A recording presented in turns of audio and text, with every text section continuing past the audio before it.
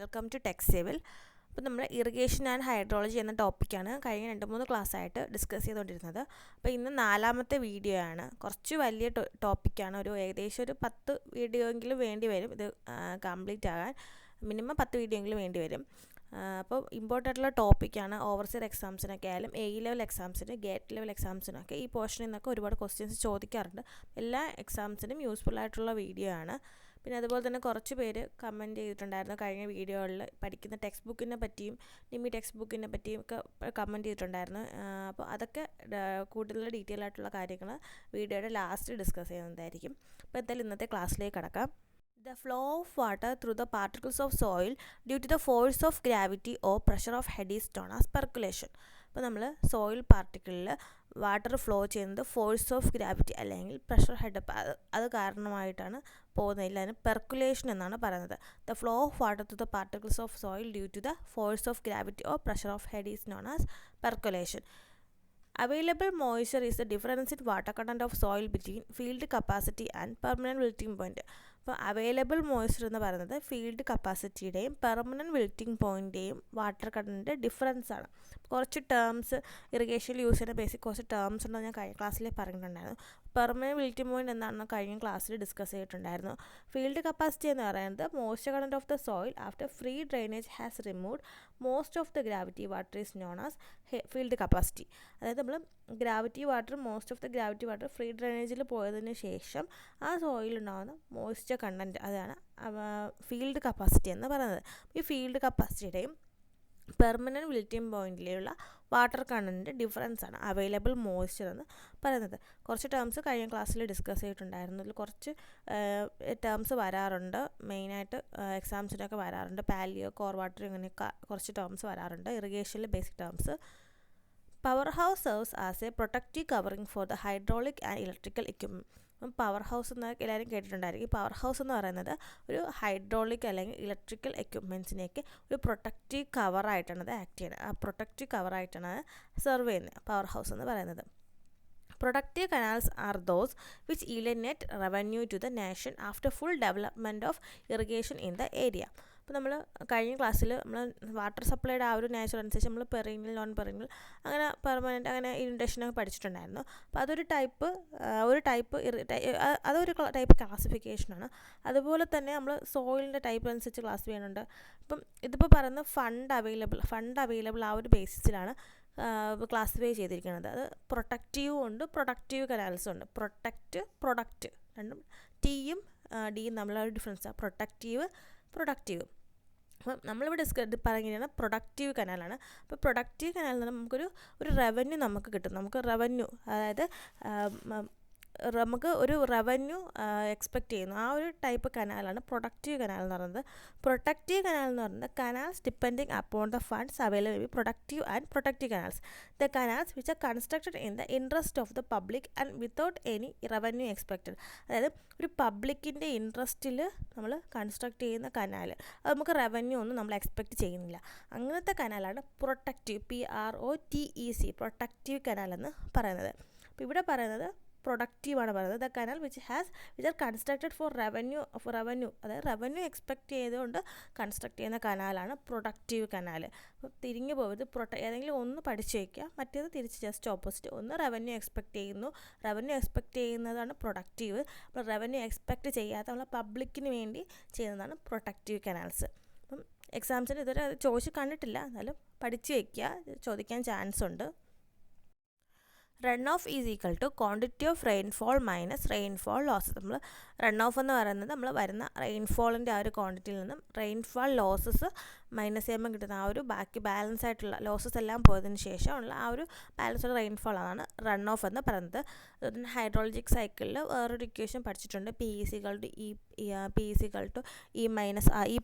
എന്ന് പറഞ്ഞൊരു ഇക്വേഷൻ പഠിച്ചിട്ടുണ്ട്.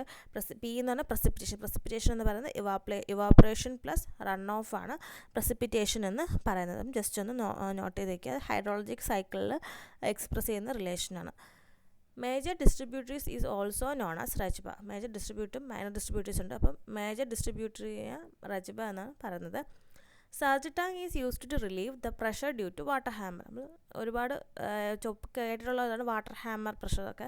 അപ്പം വാട്ടർ ഹാമർ എന്ന് പറഞ്ഞാൽ നമ്മൾ ഒരു പൈപ്പൊക്കെ നമ്മൾ ക്ലോസ് ചെയ്യുമ്പോൾ ക്ലോസ് ചെയ്യാൻ പെട്ടെന്ന് ഉണ്ടാകുന്ന ബാക്കിലോട്ട് ഫ്ലോ ചെയ്യും. വാട്ടർ ബാക്കിലോട്ട് പോകുമ്പോൾ ഭയങ്കര പ്രഷറിൽ ഫ്ലോ ചെയ്യും. അപ്പോൾ അങ്ങനെ ഫ്ലോ അതിനാണ് വാട്ടർ ഹാമർ എഫക്റ്റ് എന്ന് പറയുന്നത്. അപ്പോൾ ഇങ്ങനെയുള്ള ആ പ്രഷറൊക്കെ റിലീവ് ചെയ്യാൻ വേണ്ടി യൂസ് ചെയ്യുന്നതാണ് സർജ് ടാങ്ക് എന്ന് പറയുന്നത്. ഇമ്പോർട്ടൻ്റ് ആണ്. ഒരുപാട് എക്സാംസിന് പല പ്രാവശ്യമായിട്ട് ചോദിച്ചിട്ടുണ്ട്. Surge tank water hammer pressure relieve ചെയ്യാൻ വേണ്ടി യൂസ് ചെയ്യുന്നത് ഏതാണ്, പിന്നെ അതുപോലെ തന്നെ എന്തിനാണ് സർജ് ടാങ്ക് യൂസ് ചെയ്യുന്നത്, 2 രീതിയിലായിട്ട് ചോദിച്ചിട്ടുണ്ട്.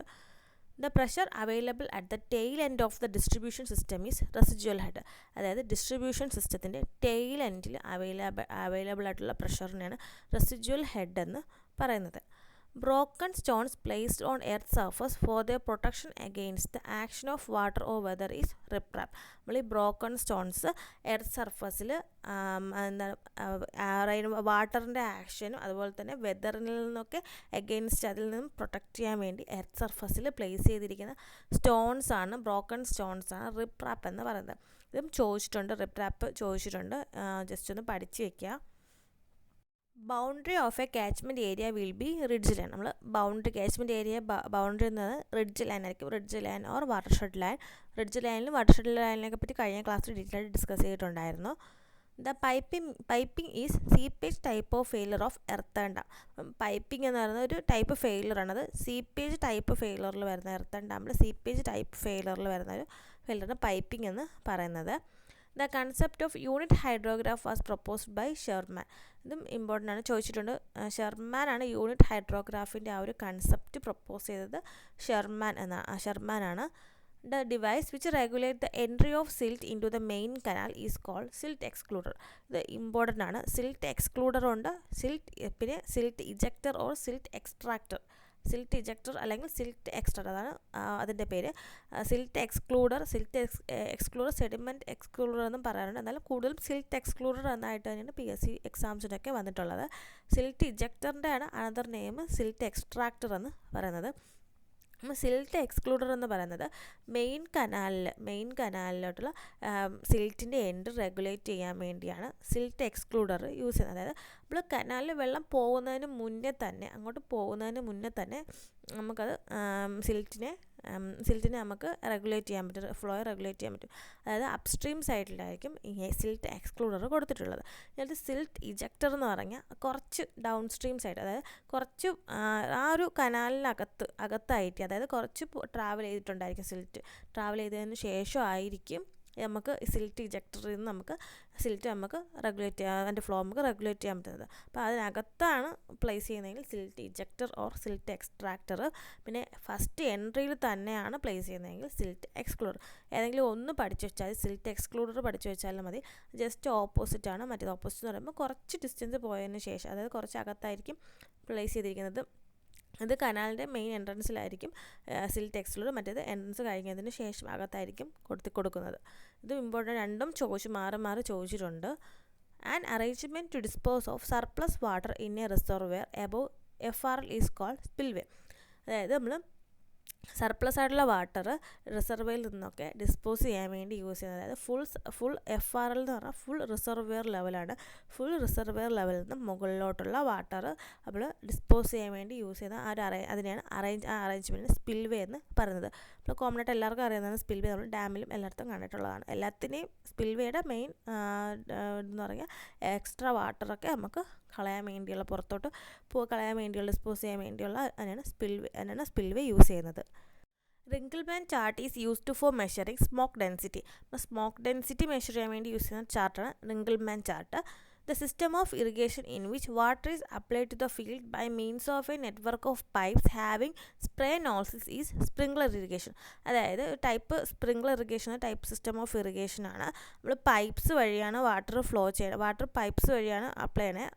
പൈപ്പ്സ് എന്ന് പറഞ്ഞാൽ അതിൽ സ്പ്രേ നോസിൽസ് ഉണ്ടായിരിക്കും. സ്പ്രേ നോസിൽസ് ഉള്ള പൈപ്പ്സ് വഴി വാട്ടർ ഫീൽഡിൽ അപ്ലൈ ചെയ്യുന്ന ആ ഒരു സിസ്റ്റം ഓഫ് ഇറിഗേഷനാണ് സ്പ്രിംഗ്ലർ ഇറിഗേഷൻ എന്ന് പറയുന്നത്. Spurs or groins are constructed to protect the river banks by keeping flow away and creating still pond for silting up the area.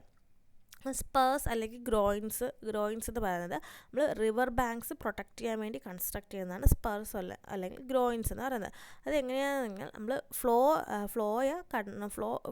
ഒന്നും ഇല്ലാതെ അവിടെ ഒരു പോണ്ട് ക്രിയേറ്റ് ചെയ്ത് അതിന് നമ്മൾ സിൽറ്റൊക്കെ ആ ഏരിയ സിൽറ്റ് ചെയ്യാൻ വേണ്ടി അവിടെ ഒരു പോണ്ട് ക്രിയേറ്റ് ചെയ്യുന്നു, ഫ്ലോ ഒന്നും ഇല്ലാതെ. അങ്ങനെ കൺസ്ട്രക്ട് ചെയ്യുന്ന, അങ്ങനെ റിവർ ബാങ്ക്സിനെ ആ ഒരു മെത്തേഡിൽ പ്രൊട്ടക്റ്റ് ചെയ്യുന്ന ആ ഒരു അങ്ങനെ കൺസ്ട്രക്ട് ചെയ്യുന്ന അതിനെയാണ് സ്പേഴ്സ് ഓർ ഗ്രോയിൻസ് എന്ന് പറയുന്നത്. അതായത് റിവർ ബാങ്ക്സ് പ്രൊട്ടക്റ്റ് ചെയ്യാൻ വേണ്ടിയാണ് സ്പെർ അല്ലെങ്കിൽ ഗ്രോയിൻസ് കൺസ്ട്രക്ട് ചെയ്യുന്നത്. അത് ഫ്ലോ ഒന്നും ഇല്ലാതെ അവിടെ ഒരു പോണ്ട് ക്രിയേറ്റ് ചെയ്യുന്നു. അത് അവിടെ ആ ഏരിയയിൽ തന്നെ സിൽറ്റെല്ലാം അവിടെ തന്നെ വരുന്നു. അങ്ങനെ അതിനാണ് സ്പേഴ്സ് അല്ലെങ്കിൽ ഗ്രോയിൻസ് എന്ന് പറയുന്നത്. An impervious high barrier or wall constructed across a river at a suitable site for the purpose of collecting water is known as storage headwork. അതായത് ഒരു റിവറിന് അക്രോസ് ആയിട്ട് വാട്ടർ കളക്ട് ചെയ്യാൻ വേണ്ടി ഒരു ഇംപെർവിയസ് ഹൈ ബാരിയർ അല്ലെങ്കിൽ wall അതിനെയാണ് storage construct ചെയ്യുന്നത്. അതിനെയാണ് സ്റ്റോറേജ് ഹെഡ്വർക്ക് എന്ന് പറയുന്നത്.